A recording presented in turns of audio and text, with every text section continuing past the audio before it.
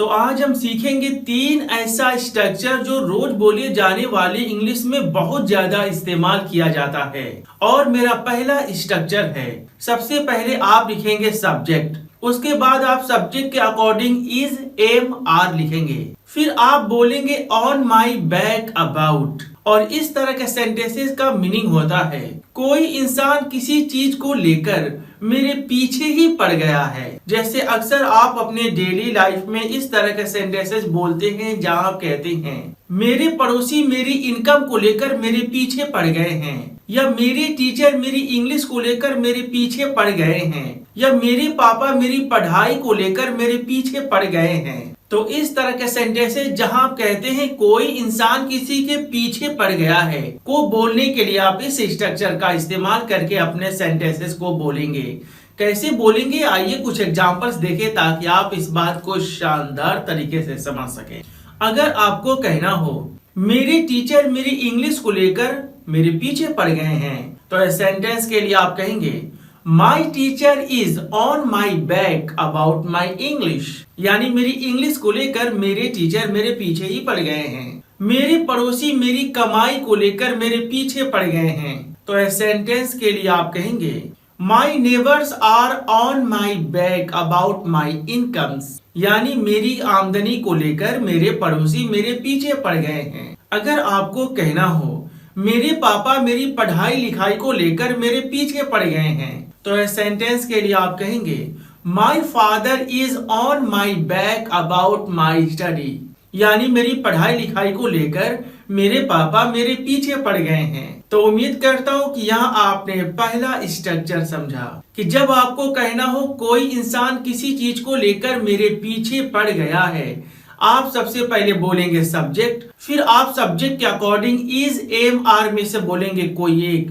उसके बाद आप कहेंगे ऑन माई बैक अबाउट। अगर हम बात दूसरे स्ट्रक्चर की करें तो वो है सब्जेक्ट, उसके बाद आप बोलेंगे कीप, फिर आप कहेंगे yourself to yourself. अगर आपका सब्जेक्ट यू है तो, अगर आपका सब्जेक्ट है आई तो आप कहेंगे myself to myself. अगर आपका सब्जेक्ट है ही तो आप कहेंगे himself to himself. अगर आपका सब्जेक्ट है सी तो आप कहेंगे herself to herself. अगर आपका सब्जेक्ट है दे तो आप कहेंगे themself to themself. अगर आपका सब्जेक्ट है वी तो आप कहेंगे ourselves to ourselves. और इस तरह के सेंटेंसेस का मीनिंग होता है कोई इंसान अपनी ही धुन में रहता है या अपने ही मगन में रहता है, यानी वह खुद में मगन रहता है, उसके बाहर की चीजों से कोई लेना देना नहीं होता।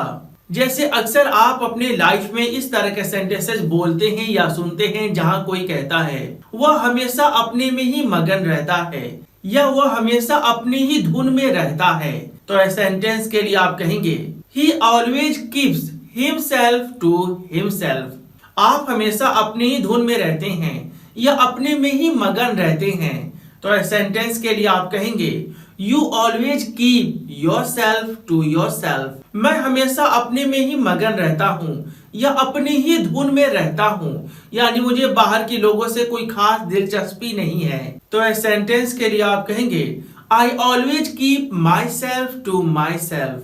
वे लोग हमेशा अपने में ही मगन रहते हैं या अपनी ही धुन में रहते हैं, तो इस सेंटेंस के लिए आप कहेंगे They always keep themselves to themselves। तो उम्मीद करता हूँ कि यहाँ आपने दूसरा स्ट्रक्चर समझा कि जब आपको कहना हो कोई इंसान हमेशा खुद में ही मगन रहता है या अपनी ही धुन में रहता है, तो वहाँ आप इस स्ट्रक्चर का इस्तेमाल करके अपने सेंटेंसेस को बोलेंगे।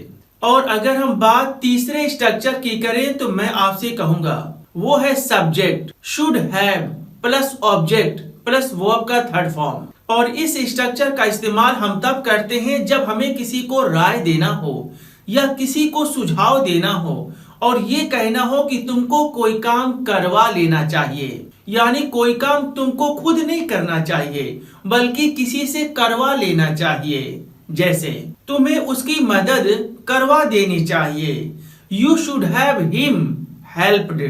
यहाँ इस सेंटेंस के लिए सबसे पहले मैंने बोला सब्जेक्ट जो है यू, उसके बाद मैंने बोला शुड हैव, फिर मैंने बोला ऑब्जेक्ट जो था हिम, उसके बाद मैंने वर्ब का थर्ड फॉर्म बोला जो था हेल्प्ड। आपको अपनी बाइक मुरम्मत करवा देनी चाहिए या करवा लेनी चाहिए, तो इस सेंटेंस के लिए आप कहेंगे you should have your bike repaired. आपको कमरा साफ करवा देना चाहिए, तो इस सेंटेंस के लिए आप कहेंगे you should have your room cleaned. आपको कपड़ा धुलवा लेना चाहिए, you should have your cloth washed. तो फ्रेंड्स, उम्मीद करता हूं कि आपने बड़े शानदार तरीके से इस बात को सीखा कि जब कभी भी आपको इस तरह के सेंटेंसेस बोलना हो जहां आप किसी को राय दें, यानी किसी को सलाह दें, और आपको कहना हो कि आपको किसी से कोई काम करवा लेना चाहिए या किसी से कोई काम करवा लेना चाहिए, तो वहां पर आप इस स्ट्रक्चर का इस्तेमाल करके अपने सेंटेंसेस को बोलेंगे।